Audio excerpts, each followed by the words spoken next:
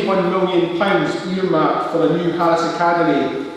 Remember, the very first act of the Scottish Government was to abolish the tolls on the Tay Bridge, so important and making such a difference, not just to the travel times, but to the environment in the city centre, no more queues. £47 million for the redevelopment of Dundee College at Gardyne. £10 million to set up the Scottish Institute for Cell Signalling. £2 million for Lochie Bass Library in High Street. And of course, let's not forget the things which affect the whole of Scotland. The council tax frozen for 4 years, saving the average Dundee household over £300. When you think about what Labour are trying to do in this campaign, it's all about trying to rerun the general election of last year and trying to superimpose the hatred of the Tories with somehow the hatred of the SNP. That's somehow going to motivate that core, hardcore Labour vote to come out in their droves and vote Labour because they hate the SNP. Well, they don't hate the SNP. And last year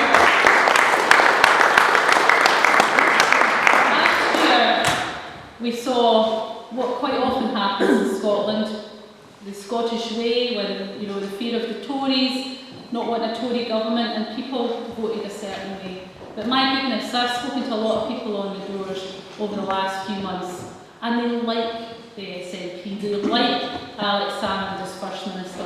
And I'm absolutely delighted that Alex here today, leader of the Scottish National Party, candidate for and next First Minister. We have a vision for the future of this nation. It's a vision which allows us to take the natural resources of this lucky country.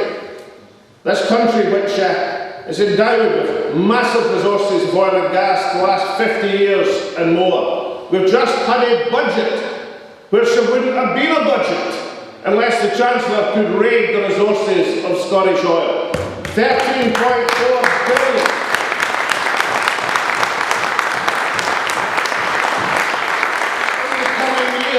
Almost £3,000 a head for every man, woman and child in Scotland. And what does he offer us in return? A pence off a litre of petrol. Ladies and gentlemen, we've got oil and gas in abundance. We've got a majestic landscape. We've got a magnificent culture. We've got resources and we've got an inventive population. And we've got a quarter, 1/4, not the UK, but of Europe's renewable resource for the waters around Scotland. Of offshore wind built in the city of Dundee. I was talking to the apprentices at Michelin, and I was saying in engineering, and one guy was telling me he was thinking of moving on to the wind turbine business when he was qualified. And I said, just you stick after all these turbines made in Dundee as they sail down the Tay to take their place in the array of energy which is going to be produced off the waters of Scotland. What a difference it is to have elected representatives in the Scottish Parliament of which Dundee can be proud.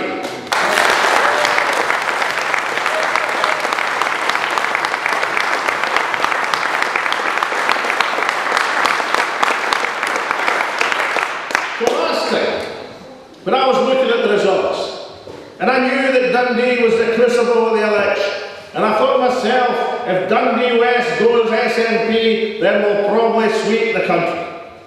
Keep your eye on Dundee, it will be the same again in 6 weeks' time. This city will lead the way for the rest of the country. And it will do it because of the record of the SNP locally and nationally in this country and in this city. It's our right and entitlement as a nation that the natural resources of this country and off our shores should belong to the people of the country, should be distributed fairly among the people of the country. But we pursue that right and entitlement as something which is important to do so that we can change Scotland for the better, that we can change the society that we have in Scotland. Not because we believe we can wipe every tear off every cheek and everything, because nobody can.